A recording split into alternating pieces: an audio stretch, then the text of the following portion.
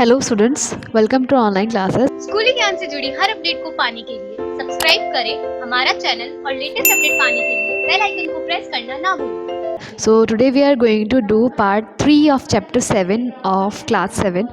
So class 7 का chapter 7 हम कर रहे थे और this is part 3 of our chapter and in this chapter we are going to in this part we are going to start from respiration in plants. So हमने अब तक पढ़ा था रेस्पिरेशन क्या प्रोसेस होती है, कैसे कैसे होती है और कंबस्टन क्या होता है, रेस्पिरेशन क्या होता है, एरोबिक रेस्पिरेशन, एनारोबिक रेस्पिरेशन और ब्रीदिंग के बारे में हमने अब तक पढ़ लिया है. सो अब है हम बात करें रेस्पिरेशन इन प्लांट्स. तो अलग अलग है, जैसे ह्यूमन बीइंग के बारे में और एनिमल्स के बारे में हम बात करने वाले हैं. तो अभी यहाँ पे हम बात करें प्लांट्स की. तो let's see what we have. Like all living organisms plants also breathe. जैसे बाकी सारे लिविंग ऑर्गेनिज्म ब्रीथ करते हैं वैसे प्लांट्स भी ब्रीथ करते हैं. You know that plants manufacture their food by the process of photosynthesis. और हमें ये भी पता है कि प्लांट है अपना खाना है फोटोसिंथेसिस की जो प्रोसेस होती है उसके ज़रिए बनाते हैं. This food glucose is broken down in the plants body by the process of respiration to release energy. So ये जो प्रोसेस होती है, जो फूड है, ये जो फूड ग्लूकोज की फॉर्म में जमा रहता है प्लांट के अंदर, वो क्या करता है प्लांट की बॉडी में टूटता है सिंपलर फॉर्मेट में और रेस्पिरेशन की प्रोसेस के थ्रू ही टूटेगा ऑब्वियसली. और क्या करता है एनर्जी रिलीज़ करता है. जैसे हमारे अंदर होता है, हमारे अंदर के अंदर हमारी बॉडी के अंदर जैसे फूड है वो सिंपलर सब्सटेंस में ब्रेक डाउन होता है और उससे क्या करता है एनर्जी रिलीज़ करता है. वैसे प्लांट की बॉडी में सेम प्रोसेस होता है. However most of the plant can perform aerobic respiration. ज़्यादातर प्लांट्स है वो एरोबिक रेस्पिरेशन परफॉर्म कर सकते हैं, मतलब ऑक्सीजन के साथ ही वो क्या करेंगे एनर्जी रिलीज़ करेंगे ऑक्सीजन की कम्बिनेशन की वजह से ही. In lower plant, gas exchange take place through the general body surface. In higher plants, gas exchange occur by diffusion of oxygen and carbon dioxide. अब जो लोअर कैटेगरी के plant हैं उनके अंदर गैसेस एक्सचेंज है वो उनके जो जनरल बॉडी सरफेस है उनसे हो जाता है. जो है लोअर कैटेगरी जिनके अंदर बहुत ज़्यादा जो है डेवलप्ड ऑर्गन्स वगैरह नहीं होते हैं, उनके अंदर जो है उनकी बॉडी सरफेस से उनसे गैस का एक्सचेंज होता है. In higher plants gas exchange occur by diffusion of oxygen and carbon dioxide. लेकिन जो हायर कैटेगरी के प्लांट होते हैं उनके अंदर जो गैस एक्सचेंज होता है वो डिफ्यूजन के जरिए होता है. डिफ्यूजन होता है ऑक्सीजन और कार्बन डाइऑक्साइड का, मतलब जो है आपका ऑक्सीजन और कार्बन डाइऑक्साइड है आपस में मिक्स होते हैं और डीमिक्स होते हैं.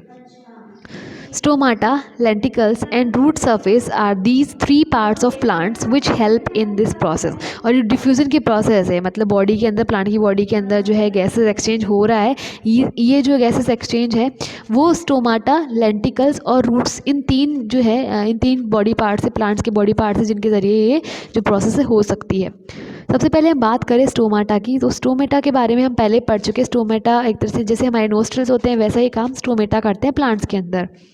Stomata are the tiny openings present on the lower surface of the leaves. Leaves की जो सरफेस होती है उसके नीचे की साइड, मतलब लीव की जो नीचे वाली सरफेस होती है वहाँ पे छोटी छोटी ओपनिंग्स होती हैं, ये जो हमको इवन नेकेड आई से नहीं दिखती हैं.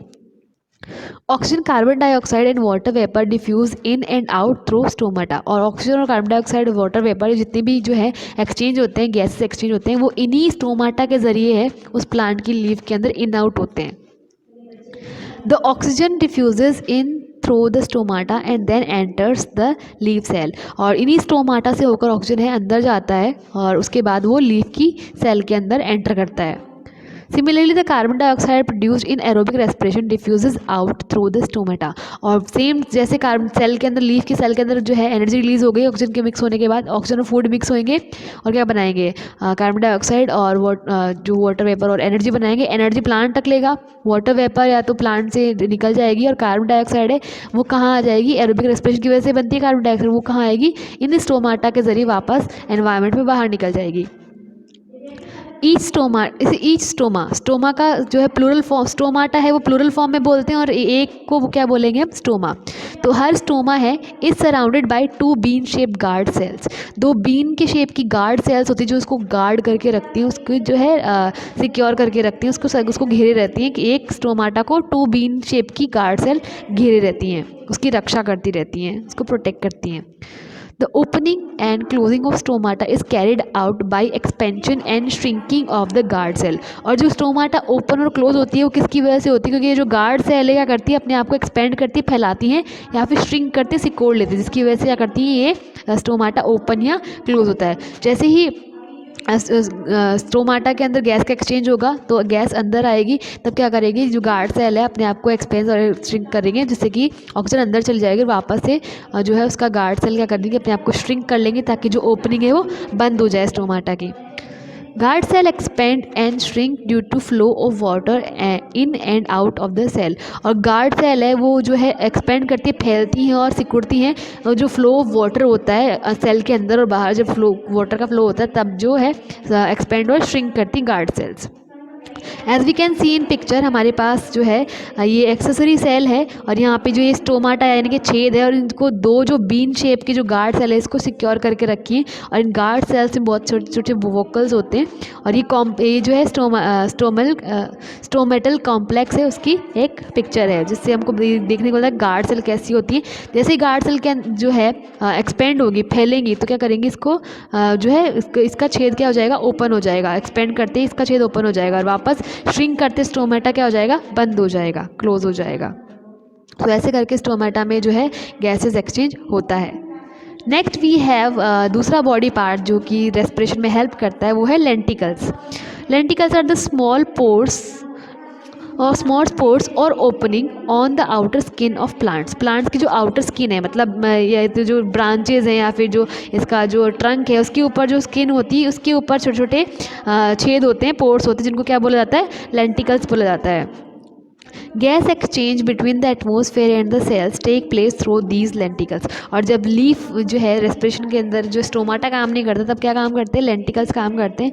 लेंटिकल्स क्या करते हैं इस एटमॉस्फेयर से गैस का एक्सचेंज करते हैं इस सेल्स में take place through and the cell take place through these lenticels. इन लेंटिकल्स के ज़रिए ही जो सेल है और एटमॉस्फेयर में गैसेस एक्सचेंज होता है। Lenticels are also found on the fruit skins पे भी लेंटिकल्स मिलते हैं। एग्जाम्पल सबसे अच्छा है इसका आपने देखा होगा ऑरेंजेस जो होती हैं उनके छोटे छोटे पोर्स आपको देखने को मिल जाएंगे। जैसे आप उनको स्क्वीज़ करोगे ना ऑरेंज के पील को छिलके को तो उसमें से बहुत सारा जो है पानी वगैरह निकलेगा, तो वो इस लेंटिकल्स के बहुत अच्छे एग्जाम्पल हैं। Next we have root surface. जो रूट है उसकी सरफेस है वो भी क्या करती है रेस्पिरेशन में हेल्प करती है, गैसेस एक्सचेंज में हेल्प करती है, गैस अंदर और बाहर करने में हेल्प करती है। Plants growing in salty water show specialized root called the pneumatophores. So pneumatophores जो होते हैं न्यूमेटोफर्स वो इन रूट्स को बोलते हैं स्पेशलाइज्ड रूट होती हैं जो सॉल्टी वाटर के अंदर ग्रो कर जाती है, तो ये न्यूमेटोफर्स हैं। These roots grow out of water surface and have numerous pores on their surface। ये रूट्स क्या करती है पानी के उस सॉल्टी वाटर के बाहर की तरफ ग्रो करती हैं और इनके अंदर बहुत सारे छोटे छोटे पोर्स होते हैं, छेद होते हैं इनकी सरफेस पे। Gas exchange in these plants take place through these pores. और इन प्लांट्स में जो सॉल्टी वाटर वाले प्लांट होते हैं खारे पानी के जो प्लांट होते हैं उनके अंदर गैस का एक्सचेंज इसी रूट के ऊपर जो मौजूद सरफेस के ऊपर जो पोर्स होते हैं उन्हीं से होता है गैस का exchange. Mangrove plant seen in sea shore area specially develop this root to carry out their respiration. और जो मैंग्रोव प्लांट्स होते हैं जो खास करके जो समुद्र किनारे का जो एरिया होता है वहाँ पे ये जो क्या करते हैं खास कर डेवलप करते हैं इन रूट्स को ताकि जो रेस्पिरेशन की प्रोसेस है वो प्लांट्स इजीली कर सकें। Some pneumatophores have lenticels that also help plants in air respiration. अब हर जो है प्लांट या है हर जो वाटर प्लांट होता है सॉल्टी वाटर के प्लांट होते हैं उनमें न्यूमेटोफोर्स जो होते हैं जो भी वो उनके अंदर सिर्फ जो है रूट सरफेस से रेस्पिरेशन नहीं होता बल्कि उनमें कुछ प्लांट्स में लेंटिकल्स भी होते हैं जो रेस्पिरेशन की प्रोसेस में हेल्प करते हैं। एज यू कैन सी यहाँ पे है एक न्यूमेटोफोर की एक पिक्चर है हमारे पास। ये है इसकी रूट है जो बाहर निकली हुई है प्लांट पानी से जो क्या करती है रेस्पिरेशन में हेल्प करती हैं और कई बार इसकी जो इसको जो स्किन है वो जिस पे लेंटिकल्स होते हैं वो भी क्या करते हैं रेस्पिरेशन के लिए हेल्प करते हैं। Next we have difference between respiration and photosynthesis. Photosynthesis और रेस्पिरेशन में क्या डिफरेंस है ये टेबुलर फॉर्मेट में हमारे पास यहाँ है। पहले थोड़ी सी थ्योरी बताई गई थी रेस्पिरेशन और ये बताया गया था रेस्पिरेशन फोटोसिंथेसिस का अपोजिट होता है, लेकिन कैसे अपोजिट होता है क्या क्या प्रोसेस होती है जो अपोजिट होती है उसकी वजह से हम बोल रहे हैं अपोजिट है, तो यहाँ पे हमको डिफरेंस से पता चलेगा। Let's see the main difference between the two process are given below. जो दो प्रोसेस है इनके अंदर जो मेन डिफरेंस है वो हमारे पास यहाँ है। First respiration During respiration, products of digestion such as glucose react with oxygen to form carbon dioxide, water and energy is released. अब रेस्पिरेशन के प्रोसेस के टाइम पे जो है ग्लूकोज क्या करता है, जो ग्लूकोज है वो ऑक्सीजन के साथ रिएक्ट करता है और क्या बनाता है, कार्बन डाइऑक्साइड, वाटर और एनर्जी बनाता है, जिसमें से एनर्जी रिलीज होती है, कार्बन डाइऑक्साइड और वाटर वेपर है वो बॉडी से बाहर आ जाते हैं. और फोटोसिंथेसिस के प्रोसेस में क्या होता है, during photosynthesis green plants prepare glucose from carbon dioxide and water in the presence of sunlight and chlorophyll. Chlorophyll और सनलाइट के प्रेजेंस में जो लीफ है या फिर प्लांट है वो क्या बनाता है, ग्लूकोज बनाता है कार्बन डाइऑक्साइड और वाटर को कंबाइन करके. कार्बन डाइऑक्साइड वाटर से क्या बनेगा, ग्लूकोज बनेगा. और फोटोसिंथेसिस में ग्लूकोज बनेगा, जबकि रेस्पिरेशन में ग्लूकोज वापस में किस में कन्वर्ट हो जाएगा, कार्बन डाइऑक्साइड, वाटर और एनर्जी में. तो यहाँ पे सनलाइट एनर्जी है, यहाँ पे भी एनर्जी कार्बन डाइऑक्साइड और वाटर है वो मिक्स करके क्या बना रहे हैं, ग्लूकोज बना रहे हैं. और यहाँ पे क्या हो रहा है, ग्लूकोज जो है ग्लूकोज ऑक्सीजन के साथ मिक्स हो रहा है. अब यहाँ पे ग्लूकोज के साथ ऑक्सीजन भी रिलीज होता है, ठीक है, ऑक्सीजन रिलीज होता है. अब ग्लूकोज ऑक्सीजन के साथ मिक्स करके क्या बना रहा है, let me do it very clearly. यहाँ पे है एनर्जी यानी कि सनलाइट, प्लस ऐड होगा यहाँ पे carbon dioxide plus water, water मतलब H2O. वो सब कंबाइन होकर क्या बनाएंगे, हमारे लिए ग्लूकोज बनाएंगे और उसके अलावा हमारे ऑक्सीजन जो है रिलीज़ हो जाएगा एनवायरनमेंट में. ये होता है फोटोसिंथेसिस के प्रोसेस में. जबकि रेस्पिरेशन की प्रोसेस में क्या होता है, रेस्पिरेशन की प्रोसेस में जो है ग्लूकोज, जो ग्लूकोज था यानी कि जो फूड था वो किसके साथ, ऑक्सीजन के साथ कंबाइन होकर क्या बनाएगा, एनर्जी बनाएगा, कार्बन डाइऑक्साइड बनाएगा और वाटर बनाएगा. सो एग्जैक्टली अपोजिट है ये. आप इस जो है मैंने अभी बताया इससे देख सकते हैं कि जो एग्जैक्टली अपोजिट है, रेस्पिरेशन की प्रोसेस में ग्लूकोज और ऑक्सीजन है वो क्या बना देता है, एनर्जी, कार्बन डाइऑक्साइड और वाटर बना देता है. जबकि फोटोसिंथेसिस के प्रोसेस में क्या होता है, सनलाइट यानी कि एनर्जी, एनर्जी का फॉर्म होती है सनलाइट, एनर्जी, कार्बन डाइऑक्साइड और वाटर मिलकर क्या बनाते हैं, ग्लूकोज और ऑक्सीजन बना देते हैं. सो ये पूरा जो दोनों प्रोसेस एक दूसरे की एग्जैक्टली अपोजिट है. Next point we have, in respiration chemical energy is converted into heat energy. Respiration के टाइम पे केमिकल एनर्जी है वो किस में कन्वर्ट हो जाती है, हीट एनर्जी में कन्वर्ट हो जाती है, बदल जाती है. In photosynthesis the light energy is converted into chemical energy.